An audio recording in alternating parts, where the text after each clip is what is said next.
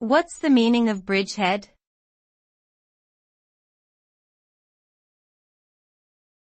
Bridgehead.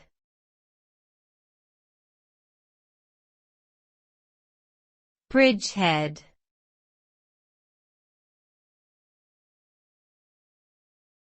Bridgehead.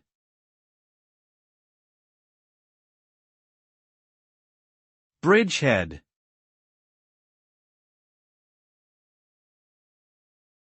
The term bridgehead has multiple meanings depending on the context in which it is used. In military terminology, a bridgehead refers to the area of ground that is captured and held by an attacking force in order to secure a foothold for further advancement. In a business context, a bridgehead is a small market that serves as a starting point for expansion into a larger market. In both cases, the concept of a bridgehead is centered around securing a critical position that can lead to further success. Whether in warfare or commerce, having a strong and secure bridgehead is essential to achieving long-term goals.